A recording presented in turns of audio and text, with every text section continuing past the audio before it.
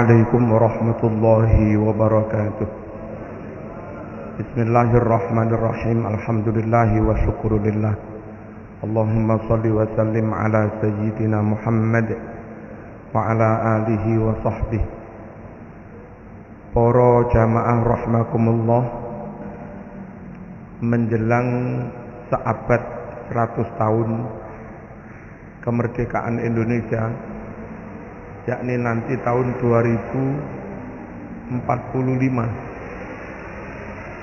Indonesia niku mengalami bonus demografi, di mana jumlah warga penduduk produktif kira-kira umur 18-an, 20-an sampai masa pensiun lah 60. Itu jumlahnya jauh lebih besar daripada periode yang sebelumnya. Tahun itu kira-kira penduduk Indonesia kisaran 300 juta. Tahun 2045 ini. Lalu karena masa produktif, masa usia kerja umur 18 taman SMA kan, sama SMK pencari kerja, sampai masa pensiun tahun umur 60, itu kira-kira bisa 70% atau 60-70% dari jumlah penduduk, sehingga harus ada sekitar 200-an juta peluang kerja. Nah, kita nggak tahu sekarang yang nganggur, yang kerja itu berapa persen, kami nggak tahu. Tapi kalau sekarang saja yang nganggur misalnya sampai 15 juta, nanti tahun 2040, 2045 bonus demografi itu dari usia produktif sekitar orang 200-an juta, bisa-bisa yang nggak dapat kerjaan, bisa 60 juta, bisa 50 juta. Bayangkan akan terjadi kekisruan kayak apa. Orang usia produktif kuat mangan, tenaga kuat, nafsu punya, terus nggak nyekel duit. Betapa gampangnya mereka diprovokasi. Makanya dari sekarang kita pemerintah harus berpikir bagaimana segera menyediakan lapangan pekerjaan, sehingga ketika bonus demografi itu datang mulai tahun 2030, mulai ada bonus demografi, itu peluang kerja sudah banyak. Nah, untuk kesana para rawuh,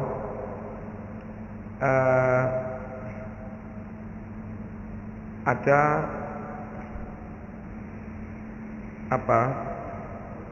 persiapan-persiapan yang dibuat oleh negara. Satu, membuka wilayah-wilayah luar Jawa. Kalau mengandalkan Jawa nggak mungkin. Makanya terus ada Kalimantan mulai Kalbar sampai Kaltim lewat Kaltara, itu dibuat jalan tembus Trans Kalimantan, entah berapa ribu kilo itu. Lalu Papua dibuat jalan tembus 4.000 kilo mulus hot mix. Kemudian Jawa ada tol poros Jawa mulai Merak sampai Banyuwangi, plus tol cabang dari Nganjuk tarik ke Bandara Kediri, dari Bandara Kediri tarik ke Blitar, Malang Panjen, sambung sambung Madiopuro Ngidul niku. Terus itu nanti rencananya untuk memaksimalkan potensi ekonomi dan wisata Bromo, yang dari Leces akan ditarik ke selatan, kemudian Lumajang tarik ke barat, sambung yang Panjen itu. Sehingga orang mau ke gunung apa yang kini itu duduk Bromo, Gunung Semeru, itu aksesnya banyak. Lalu yang Bakauni, Lampung, ada tol sampai ujung Aceh, itu hampir 3.000 kilo. Dan sekarang sudah sampai yang sambung antara Palembang sama Riau. Di samping Riau sendiri dari Pekanbaru sudah sampai Dumai, 100 sekian kilo, dan yang lain-lain. Nanti akan ada KEK, kawasan ekonomi khusus semacam Batam. Indonesia akan punya sekian banyak Batam, termasuk Singosari ke barat itu. Di samping ada kawasan industri juga. Nah, adanya tol masuk ke dalam itu memudahkan perusahaan-perusahaan untuk arus barang nih, sampai ke pelabuhan. Dan kenapa harus luar Jawa juga? Karena tanahnya yang masih luas di luar Jawa. Kalau pembangunan infrastruktur itu sudah selesai, termasuk mungkin tol laut juga, lalu ada dari exit tol mana jarak 10 kilo ada kawasan industri, ada sentra apa begitu di banyak titik di Indonesia. Nah, itu harapannya nanti akan ada investasi masuk sebanyak-banyaknya untuk membuka lapangan kerja. Tentu biar seragam secara nasional, nggak ruwet. Kebijakan Malang beda dengan kebijakan Blitar, beda dengan kebijakan Sidoarjo, menyulitkan para investor. Maka perlu qonun muahad, perlu aturan yang terintegrasi utuh mulai pusat sampai daerah. Jangan ada benturan, tabrakan, anturan antara undang-undang, lalu Perpu, PP, Permen, Pergub, Perbub. Jangan sampai begitu-begitu. Makanya perlu dirampingkan dengan ide baru yang namanya sing arek-arek bingung ngarani apa ini?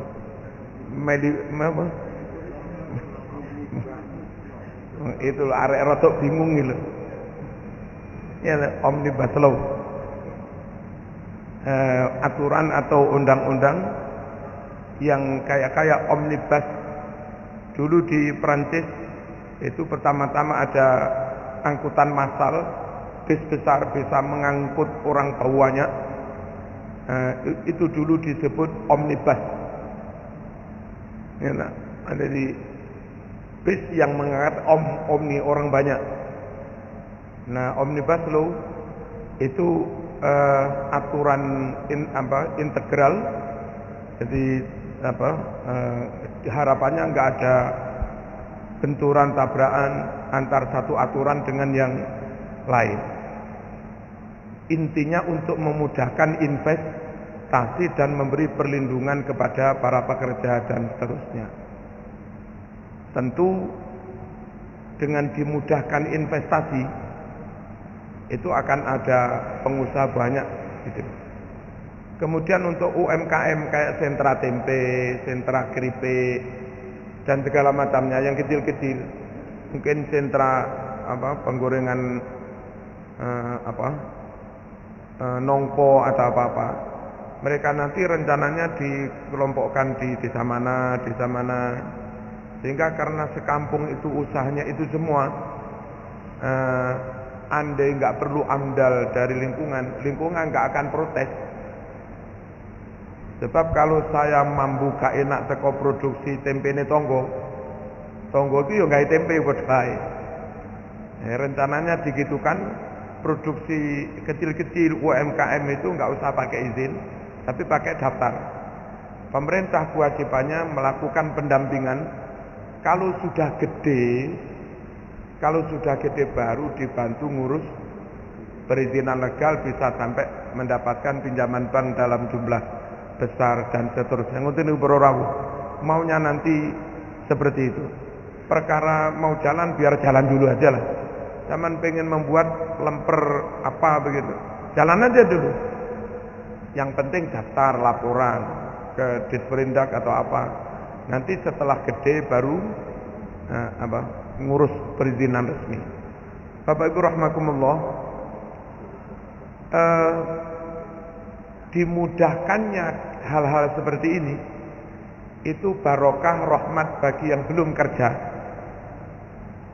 berkat rahmat bagi yang belum punya pabrik, tapi bisa jadi petaka bagi yang kadung mapan sejak zaman Pak Harto dan seterusnya. Kenapa?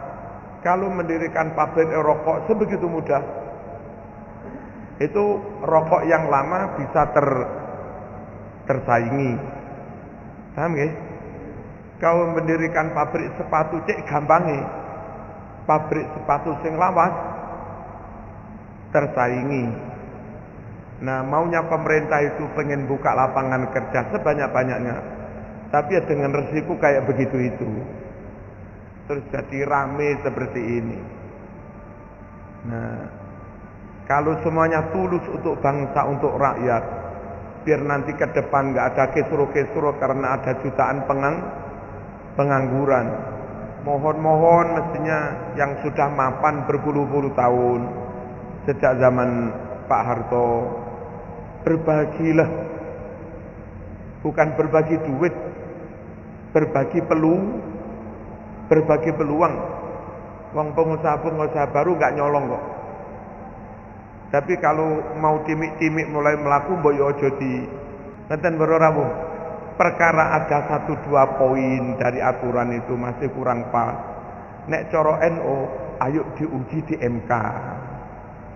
Bukan rame-rame seperti ini. Makanya bisa diduga kuat yang rame-rame menentang keras Nyun Sewu. Itu kalau saya bisa menganalisa jaringan mereka, itu ya terkait dengan terkait dengan orang kuat di zaman apa dan bolo-bolonya orang kuat di zaman apa, karena mereka nanti akan tersaingi. Paham nggih? Nah, kita yang masyarakat bawah nggak ngerti begitu ikut ikut rame-rame.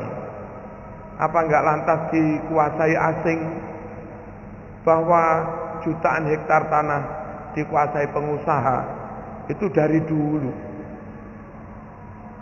Jadi izin penebangan hutan Kalimantan kepada pengusaha fulan yang jumlahnya mungkin ribuan jutaan hektar itu sejak zaman Orde Baru, sejak zaman Pak Harto. Begitu. Jadi kalau itu dianggap salah, jangan timpakan kesalahan itu kepada presiden-presiden era berikutnya. Jangan timpakan itu kepada Pak Habibie. Jangan timpakan itu kepada Gus Dur. Jangan timpakan itu kepada Megawati. Jangan timpakan itu kepada SBY juga dan Pak Jokowi, bahwa entah berapa ratus ribu hektar tanah di Riau itu ditanami pabrik kertas ditanami akasia, ya kan? Sinarmas apa ya Pak, kami kurang tahu. Napa? Nggih, pokoknya niku kan ratusan ribu hektar untuk mensuplai kebutuhan bahan baku pabrik kertas. Itu sudah puluhan tahun gitu loh. Jangan nanti sekian juta tanah dikuasai asing, ayo kita berontak. Lah itu sejak kapan? Allahumma shalli ala sayyidina Muhammad. Paham ya? Jadi semangatnya pemerintah itu kepingin bagaimana ketika ada bonus demografi, lapangan pekerjaan sudah lumayan tersediakan.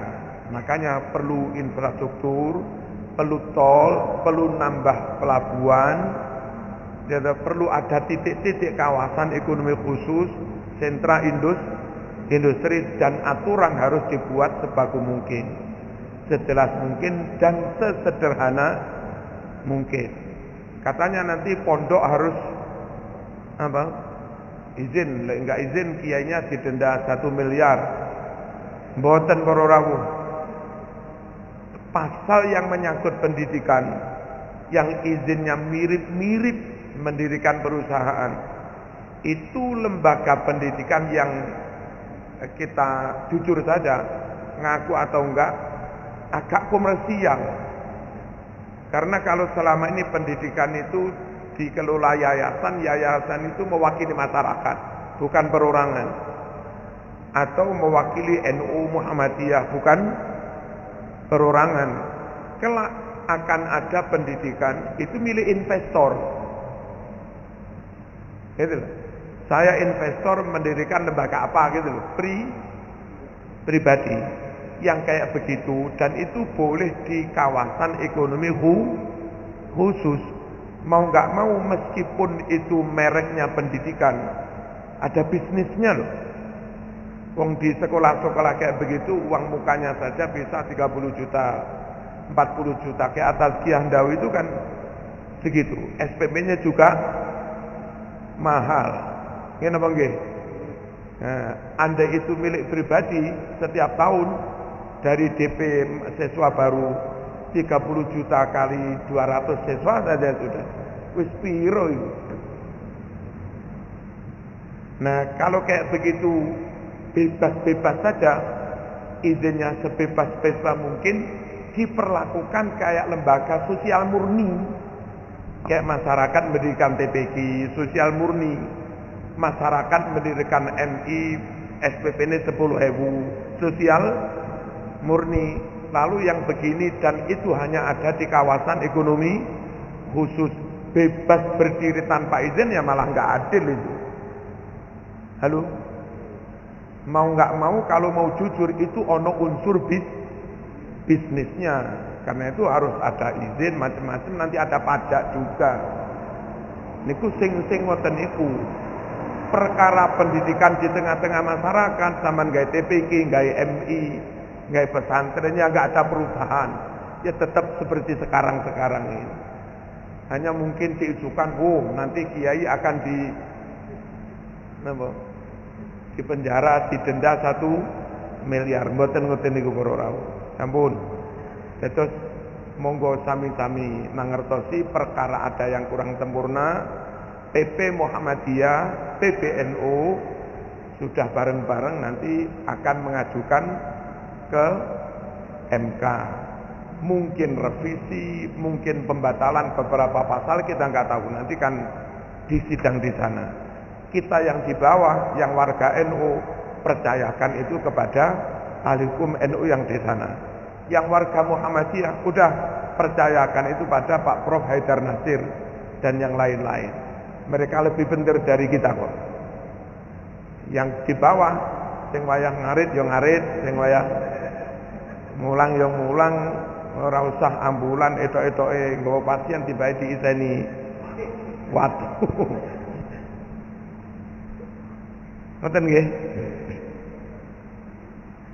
Bapak Ibu rahimakumullah, Rasulullah sallallahu alaihi wasallam niku pernah memprediksi nanti akan terjadi kacau, akan terjadi kedoliman, atau sebetulnya enggak dolim tapi dianggap dolim.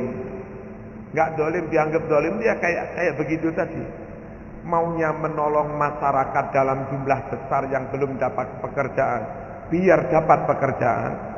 Tapi keberadaan pekerjaan baru itu nyaingi pekerjaan yang sudah ada. Ini tentu oleh kelompok ini dianggap dolim. Nanti Merauke akan dicetak sekitar 100.000 hektar sawah.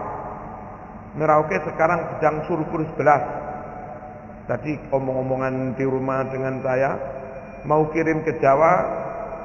Pertama 25.000 ton, lalu akan kirim lagi sekitar 30.000 ton. Nah, terus Pak Jokowi akan mencetak sawah lagi di Merauke dalam jumlah besar. Otomatis nanti kalau beras tercukupi bahkan surplus, maka pemerintah membuat kebijakan larang impor. Ngelarang impor itu menguntungkan apa merugikan? Adil apa dolim? Bagi rakyat adil, mangan beras produk Indonesia sendiri lebih enak. Bagi konsumen harganya nggak terlalu mahal karena nggak dikelongi biaya perjalanan jauh berorau. Bagi petani Indonesia lumayan, produksinya payu laku. Tapi bagi orang yang selama ini jadi importir, ada kesempatan ngimpor 2 juta ton. Kata mereka, ini dolim, ini kan begitu. Ini rezim dolim dan seterusnya. Karena sebetulnya untuk menilai dolim apa enggak itu jangan sepihak, mesti melihat secara komprehensif, secara keseluruhan. Itu dolim apa enggak? Allahumma shalli ala sayyidina Muhammad. Bapak Ibu rahimakumullah, contoh kecil misalnya, harga barang, harga gula. Gula itu kalau 15.000 1 kilo, itu dolim apa adil? Jerene petani tebu, wah jos iki, Jokowi jos. Tebu payu larang. Padahal rakyat pemerintah itu enggak hanya petani tebu tok, apa? Konsumen juga. Apa dari konsumen? Pemerintah dolim. Kan begitu. Jadi mau enggak mau mesti semuanya mengerti. Petani tebu bati sak wajare. Karena kalau kamu bati kakean, nanti konsumen juga keberatan. Lah konsumen itu siapa? Konsumen itu macam-macam. Saya petani tebu, anak saya sebagai petani tebu, anak saya mondok di PIK, Bayi Basori, anak saya mondok di Anur, anak saya mondok di Lirboyo Peloso. Kiaiku jadi konsumennya, kiainya anak saya jadi konsumennya. Kalau zaman terlalu senang, bangga tebumu payu larang, gurumu megap-megap, gurumu sing dadi konsumen. Kertas nggih. Tapi lek terlalu murah, gula 9.000 sampai konsumen, 10.000 sampai konsumen. Yo petani tebune yo. Sampeyan konsumen di kota seneng. Sapa petani tebune? Ya bapakmu dhewe kira-kira ning undang legi kok. Mau nggak mau pemerintah itu harus menimbang, ngerti biaya produksi sakmene. Kalau mereka sewa sakmene, upah buruh sakmene, angkutan sakmene. Idealnya apa? Harga net gula itu sekian, sampai konsumen sekian.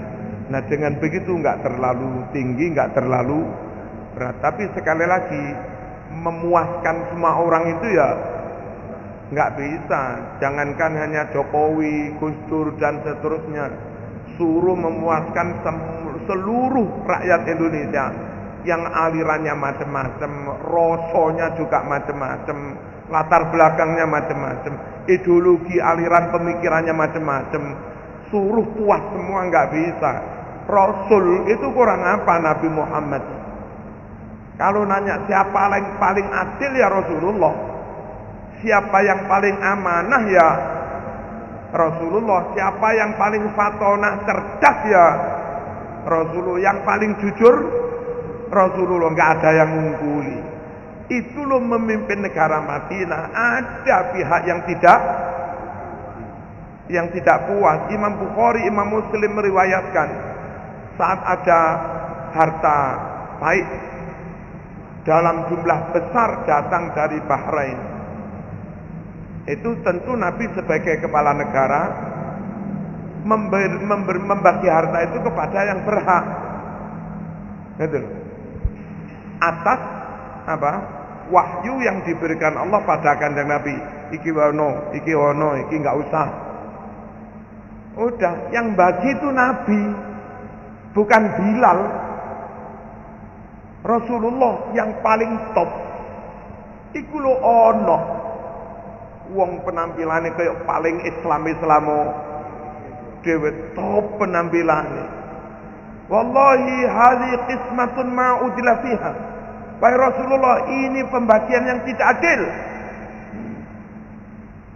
Jadi dari dulu Mas, namanya ada pro kontra itu dari dulu. Tapi bagaimanapun pemerintah harus ambil keputusan. Harus. Nah, yang merasa dirugikan lalu menganggap pemerintah itu dolim. Kepada orang ini Nabi sempat marah, emosi. Faman ya'dil idam lam ya'dil Rasulullah sallallahu alaihi wasallam. Kalau Rasul saja kau bilang tidak adil, terus menurutmu siapa yang lebih adil dari saya? Saya saja enggak adil. Yang lebih adil dari saya siapa? Apa sampean? Terus Nabi bilang, saya khurud min hada. Nanti akan lahir dari orang ini dan yang semacamnya. Kaum-kaum yang maca Quran itu top, tahajudnya top, penampilannya Islam kok. Tapi ngesruwe yo top. Ulaika syarrul khaliqah. Mereka sejelek-jelek manusia. Orang awam bingung. Ate tak tentang Islami banget deh dohire. Nggak tak tentang tapi juga ngesro. Nah orang kayak begitu tuh ono bibite kayak zaman Rasulullah sallallahu alaihi wasallam. Dan ketika Sayyidina Ali mimpin, ada juga orang protes kepada Sayyidina Ali. Sayyidina Ali, zaman itu katanya top, menantunya Rasulullah, pemuda paling cerdas, suaminya Siti Fatimah top. Tapi nyatanya mimpin negara wis kacau kabeh. Jauh lebih baik di zaman Abu Bakar. Enak zaman biyen toh. Kan begitu. Apa jawabnya Sayyidina Ali? Kamu tahu? Saat Abu Bakar jadi kepala negara, itu rakyatnya orang-orang kayak saya ini. Manut nggih nderek gitu. Enak ditotoy. Nah giliran saiki aku sing jadi kepala negara. Rakyatnya kayak kon.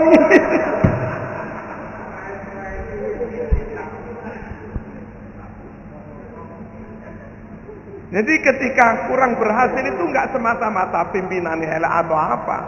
Kadang faktor rakyatnya sing plus di badan-badani duwe-duwe ngene kon ngamuk-ngamuk. Jadi ya bener. Allahumma shalli ala sayyidina Muhammad. Dan Nabi sudah memprediksi nanti akan ada ketidakadilan. Atau sebetulnya sudah lumayan adil dalam arti memihak kepada yang mayoritas. Perkara ada sedikit yang sedikit jadi korban, ya semua kebijakan mesti ada yang kena imbas mesti. Wong sampean rabi maneh. Jare bojo sing anyar wa tepak iki sunah Rasul. Top Mas. Tapi jare bojo sing lawat pengkhianat. Itu yang benar orang ini sunah Rasul apa pengkhianat sebenarnya? Ada begitu. Tinggal orang itu melihat dari sisi mana. Nabi bersabda begini dalam Sahih Bukhari. Satakunu alaikum asaratun wa umurun tungkirunaha. Kalau akan terjadi monopoli ekonomi itu terus ekonomi dikuasai kelompok tertentu toh. monopoli kekuasaan, nepotisme, ponakane, menterine engko mingsanane, gubernure tanggane ponakane, ngono tok mbauret. Itu monopoli kekuasaan. Terus kadang juga nyuwun sewu monopoli pengaruh. Kepengen diadang kelompoknya tok yang wibawa di kubu masyarakat. Kok ono masyarakat bawah, orang awam, umat kecil melok sing liya, enggak manfaat sampean. Kepada orang lain barokah hilang. Namanya orang kecil wedi. Itu monopoli barokah. Pikirannya enggak boleh cari barokah kepada yang lain. Jenenge menungso, setan ini macam-macam. Nanti akan ada monopoli. Wa umurun tungkirunaha. Dan ada keputusan-keputusan yang kamu mesti nggak setuju. Sekalipun keputusan itu baik. Karena mungkin pas agak merugikan kita. Nyun sewu, pemerintah membuat aturan seluruh lembaga pendidikan, pesantren, khutbah, macam-macam harus sejalan dengan semangat keutuhan NKRI. Ustadz siapapun, madrasah, pondok, siapapun yang misinya menentang NKRI, maka dilarang di sini, nggak diberi izin. Katanya rakyat umum, oh sibi, jadi sing kono dolim, kamu rezim dolim menentang dakwah, kan begitu? Nggih nggih. Akan ada keputusan pemerintah tungkirunaha yang kamu nggak setuju karena mungkin merugikan pihak kamu, meskipun menguntungkan mayoritas. Lalu sahabat bertanya, afala nunabiduhum? Apa enggak kita boikot saja? Bayar pajak ra gelem, bayar sembarang ra gelem, ngurus KTP ra gelem, boikot. Afala nunazi'uhum? Apa enggak kita kudeta saja? Cabut, ambil alih kekuasaannya, lengserkan ganti yang lain. Apa kata Nabi? Lah, ojo. Itu resikonya terlalu besar. Belum tentu mulus setahun alih kekuasaan secara secara inkonstitusional begini. Yaman sudah berapa tahun perang rebutan kekuasaan, nggak kelar-kelar. Irak berapa tahun nggak kelar-kelar. Afghanistan 30 tahun perang saudara, nggak kelar-kelar. Korbannya terlalu banyak. Apa enggak kita berontak saja? Apa enggak kita kudeta? Ngene. Ojo, kata Nabi. Ma'aqamu fikumus shalat. Selagi masih ditegakkan sholat-sholat jamaah. Adzan boleh enggak dilarang. Jumatan boleh enggak dilarang. Jamaah setiap waktu boleh enggak dilarang. Bahkan di istana pun juga ada jamaah setiap waktu, ada Jumatan dan segala macamnya. Bapak Ibu rahimakumullah. Nah, nyuwun sewu, kalau kita benar-benar merujuk kepada Al-Qur'an atau sunnah Rasul, itu sikap yang diberikan pada Rasulullah. Mengertilah, pahami. Oke lah, kami rugi sedikit enggak apa-apa demi bangsa. Toh kalau bangsa ini utuh, saya sekarang rugi sedikit, 50 tahun lagi cicit kami akan bisa berusaha mendirikan pabrik di negara dengan sistem izinnya yang gampang itu. Mungkin merugikan kakeknya, tapi itu nanti akan memudahkan cucunya kakek itu akan mendirikan perusahaan. Kan nggak apa-apa dengan sebetulnya. Halo? Nah, ngoten-ngoten niku. Lajeng napa niku? Masalah niki apa? Ganti kekuasaan, entah kudeta, apa revolusi atau apa. Rakyat banyak itu bertanya-tanya para rawuh. Itu kalau benar-benar ada revolusi dipimpin kudeta, ambil alih. Mulus apa enggak? Kalau enggak mulus sampai berbulan-bulan, parah. Paten-patenan sesama anak bangsa berbulan-bulan, bertahun-tahun, itu jauh lebih sengsara daripada tetap ada pemimpin meskipun kita enggak pas, meskipun sedikit mungkin merugikan kita. Makanya ada kaidah dalam kitab, sultanun dolum khairun min fitnatin tadum. Asal ada pemerintahan, ada stabilitas politik, meskipun mungkin dianggap agak dolim, itu lebih baik daripada terjadi perang saudara, nggak kunjung jelas siapa pemimpinnya, ujung-ujungnya pecah negara itu. Sudan sudah pecah loh, ada Sudan Darfur Selatan, ada Sudan Khartoum Utara, berdiri negara sendiri. Lek negara Islam pecah, sing guyang-guyu sapa? Yang punya politik divide and impera, politik pecah belah itu sapa? Tapi kan imperialis ya. Inggris, ya, Prancis, Itali, Belanda, Portugis, yang di bawah Allah Akbar jihad. Padahal iku marne nggawe senenge kono. Libya pecah dadi papat.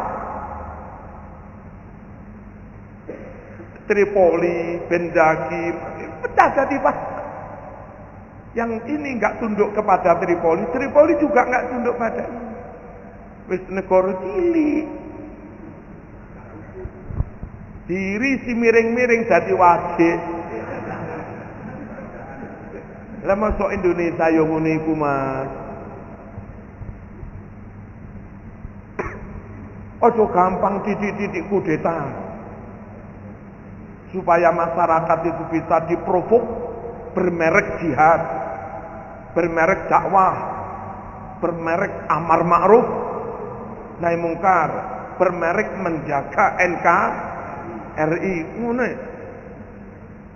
Tapi yang diusung misi kudeta, misi revolusi dan terusnya.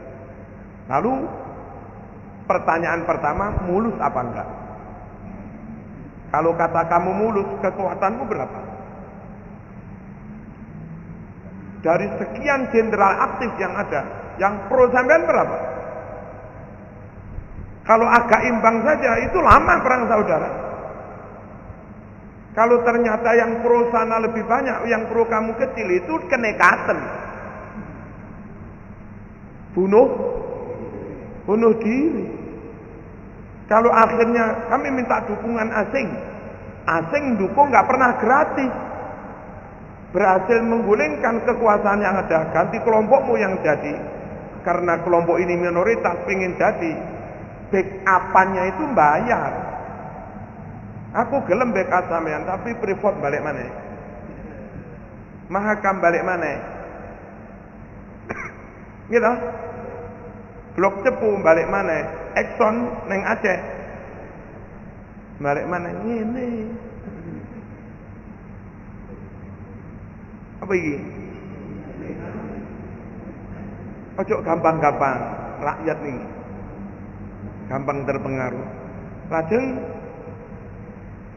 wong namanya ini misi senyap, apa kudeta itu mesti senyap.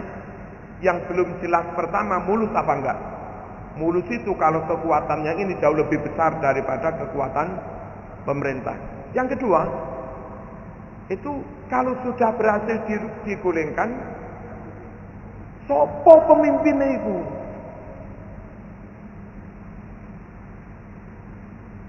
Ya kan enggak jelas juga. Nah, apa pemimpin yang remeng-remeng itu lebih baik? Bagaimana kita nyimpulkan lebih baik, wong kita juga nggak tahu wong remeng-remeng. Halo. Terus nanti misalnya dia jadi presiden, lalu menteri diganti dari kelompoknya, lalu menteri diganti dari kelompoknya, kanwil diganti. dirjen, direktur diganti, rektor, kepala sekolah diganti. Apa enggak geger para rawuh? Sekian ratus ribu nyuwun sewu orang-orang kuat dan mereka intelektual, doktor, harus kehilangan pekerjaan. Akhirnya terjadi perlawanan juga. Pemerintah kedua hasil kudeta dengan cara menghabisi, menyingkirkan yang lain. Lalu yang lain juga diam-diam membangun kekuatan. Negara ini enak ini. Iki munggah, iki ambruk, iki munggah. Ngono tok. Lah kapan bangune, Mas? Paham ya? Jadi opini penggiringan ekonomi, isu-isu, ayo kita lakukan perubahan. Kita begini. Koyok-koyok jihad-jihad. Husnul khotimah.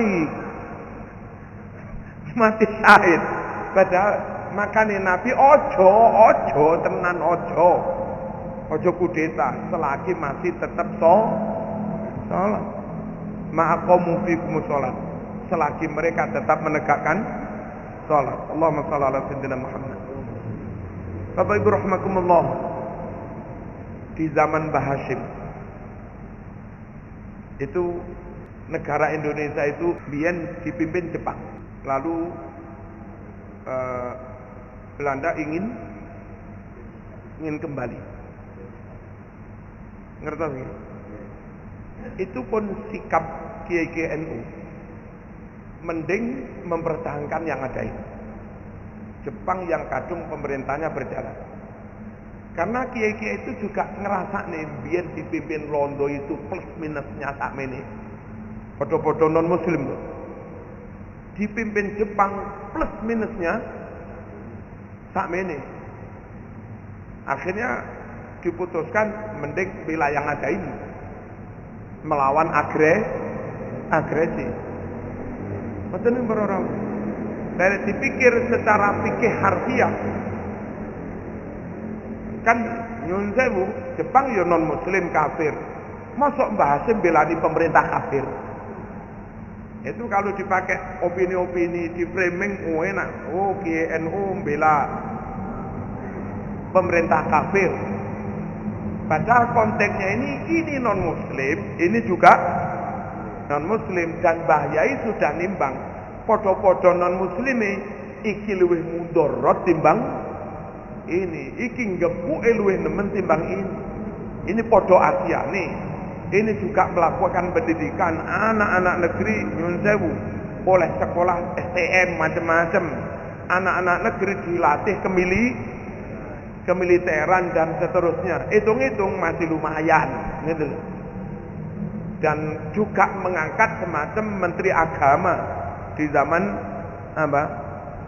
Belanda di zaman Jepang yang kebetulan ketika itu menteri agamanya juga Mbah Hashim Asy'ari.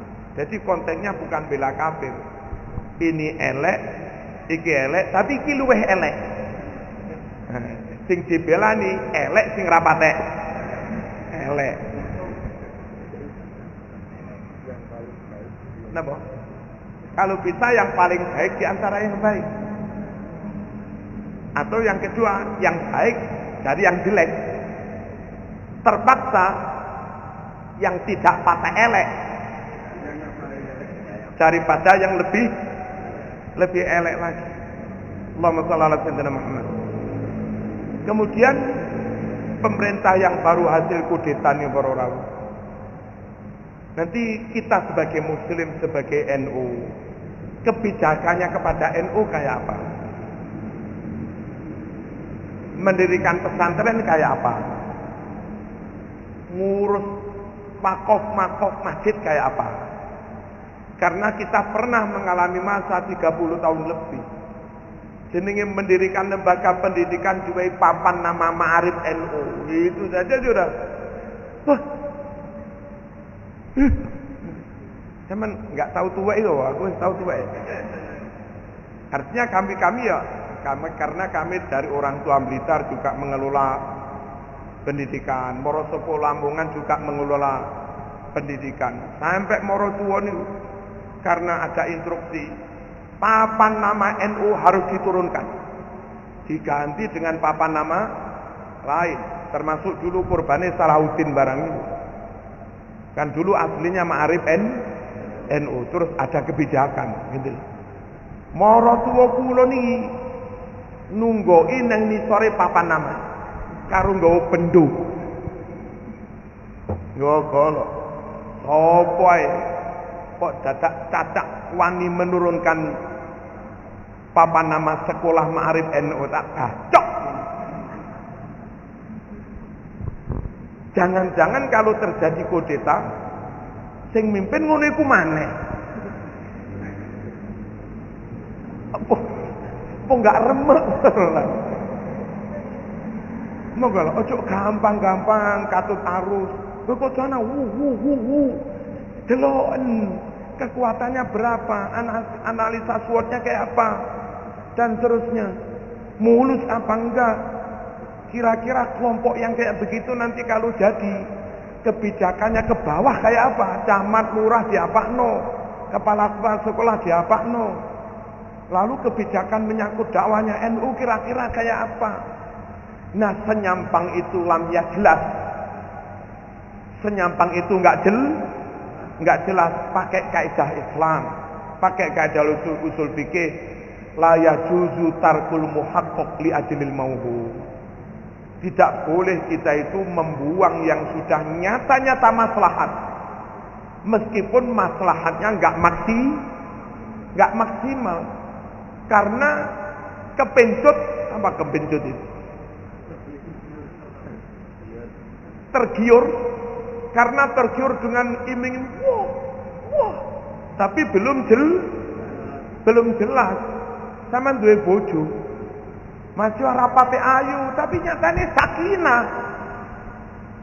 Rapate ayu tapi masake jos. Keluargamu ya ayam tentrem, anakmu pinter-pinter. Lah tapi rapate ayu lah, kon ya rapate ganteng kan piye maneh.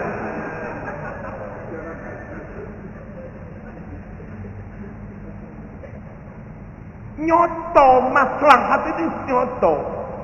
Kadang-kadang lek nyawang wong dok selu ayu ya mungkin jeneng wong lanang Bu rodok getun dhewe peh. Jeneng biyen niko ngono lho, kadang wong lanang penyakit ini. Apa kata kaidah syara? Jangan kau buang maslahat yang nyata ini meskipun tidak maksimal hanya karena tergiur yang lebih top, yang itu belum tentu. Kadung bojomu mau pegat, alasan rapate ayu, pengen golek sing luwe ayu, tibake wong ra gelem.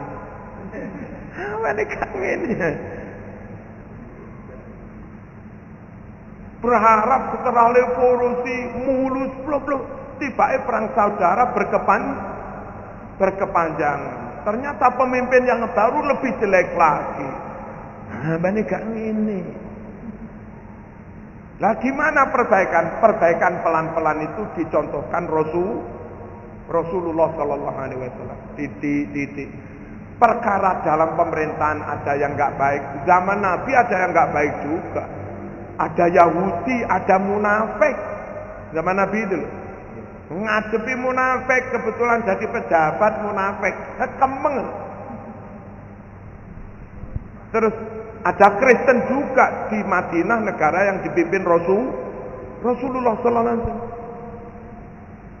Wong nyuwun sewu, malaikat nate nesu. Nabi kula matur, lha apa? Kula cepote Jabal Ahbas itu. Tak cepot, tak amblek nene wong-wong entek matek. Ngono iku. Dadi lek saiki ana wong demo kereng, biyen malaikat luwih kereng. Tak cepoti Jabal Ahbasen, amblek ning wong-wong entek mate. Apa kata Nabi? Ojo. Sapa ngerti bapake mblegedus mendelik-mendelik metel-meteli. Besok ana anak putune sing alim-alim hafal Quran. Ojo dipateni. Wong munafik sing metel-metel ngene. Sahabat kaya Umar wis ora telaten. Iku yang protes Nabi. Jare Umar, kula tandangi Nabi. Jare Umar dilawan. Apa kata Nabi? Ojo. Apa? nanti akan tercatat dalam sejarah. Muhammad membunuh umatnya sendiri. Muhammad bukan pembawa rahmat. Muhammad bukan penyebar perdamaian. Muhammad bukan tokoh kemanusiaan. Jangankan orang non-muslim, sesama muslim itu dibunuh. Ini kalau sampai Nabi Muhammad membunuh orang munafik, nanti nama Islam itu menjadi tidak baik. Ajaran Islam jadi tidak baik. Halo? Jadi repot juga loh mensikapi orang munafik ini. Gak dikampleng yang nganyel nih. Dikampleng lah mosok kiai mateni muridé dhewe. Mosok Nabi Muhammad mateni umate dhewe. Wong munafik iki senajan metel wong dohire Islam. Ditlateni mboten para rawuh. Tokoh munafik yang namanya Ubay bin Salul mati. Niku lho anake niku lho tibake yo terkesima dengan sikap Rasulullah. Nabi iki dimusuhi bapakku, difitnah bapakku. Kok yo enggak tahu bales emosi piye tenan. Dilalah bapake mati yang namanya Ubay bin Salul. Anake sowan Nabi, bapak kula sedo nggih. Dalem badhe matur, apa? Gamis jenengan iki sampean cepot. Kula suwun kula damel ngafani bapak kula. Ben ora dikepuki malaikat mungkar nakir. Lah gregete ngene iki. Urip ngreweti mati sik njaluk. Nama. Kan apa kata Nabi? Fa'atahu iya. Lalu kami coba itu pun diberikan kepada si anak itu buat ngafani bapake. Memang Nabi kehilangan coba. Nabi ngelus dodo baru tahu. Tapi moralitas Islam menang. Top Islam. Top Islam. Sehingga akhlak begitu kita bangga menjadi Islam. Bangga menjadi umat Nabi Muhammad sallallahu alaihi wasallam. Ngoten niku lho para rawuh. Pun pokoknya mensikapi situasi kira-kira ya begitulah. Saman peres-peres dewe, saman simbol-simbolne dewe. Jadi ada infrastruktur, nanti akan ada kawasan industri, ada sentra, ada kawasan ekonomi, ada sentra industri, ada UMKM ke bawah, kebijakannya beda-beda. Terus itu perlu karena akan ada bonus demografi di mana penduduk kita melesat, yang usia produktif jumlahnya banyak. Itu kalau nggak ditarikan lapangan kerja, nggak karu-karu. Niki mawon mugi-mugi bisa dimengerti dan muga-muga Indonesia selamat aman, umat Islam selamat aman, kita sedaya diparingi selamat dunia akhirat. Al-Fatihah.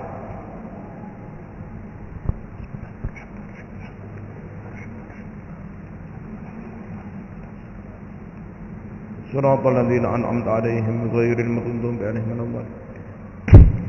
الحمد لله رب العالمين. اللهم صل وسلم على سيدنا محمد وعلى آل سيدنا محمد. اللهم اجعلنا وأهلنا وأولادنا تلاميذنا أصحابنا من أهل العلم والخير، ولا تجعلنا وإياهم من أهل الجهل والضير. ربنا هب لنا من أزواجنا وذرياتنا قرة أعين واجعلنا للمتقين إماما. ربنا آتنا في الدنيا حسنة وفي الآخرة حسنة وقنا عذاب النار. صلى الله على سيدنا محمد والحمد لله رب العالمين. السلام عليكم ورحمة الله وبركاته.